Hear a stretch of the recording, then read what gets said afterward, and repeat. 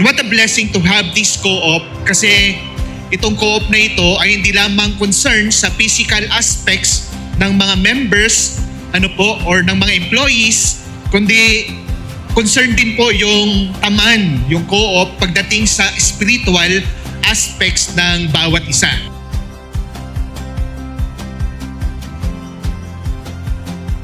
Happy 4th anniversary po sa ating lahat. Halos lahat po ng staff at barangay official po sa amin ngayon ay kasali po sa Tamaan Cooperative po. So, yun po yung pwede ko pong i-share.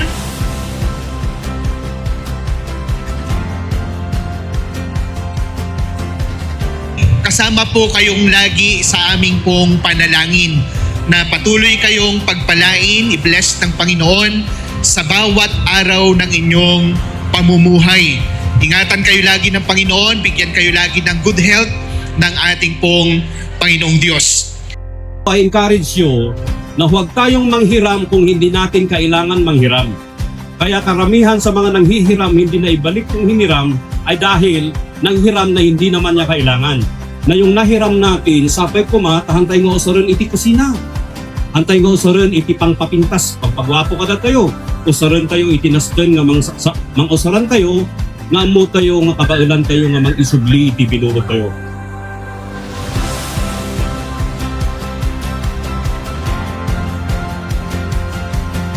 Wala po si Mayora, baka siya yung hinahanap nyo. Ngayong araw po na ito ay aming ibibigay yung sertipiko ng inyong tamaan BMPC Rizal Branch ay isa na pong miyembro ng Civil Society Organization. Being member of ng Tamaan, ako ay nagagalak at nakasama dito sa kooperatibang ito.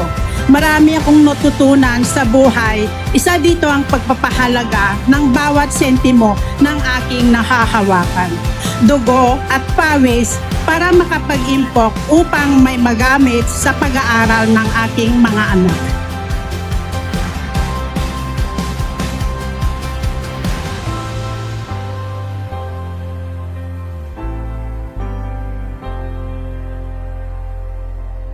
Together we achieve. Together we celebrate. So yung word na together, pag sinabing together, hindi po nag-iisa.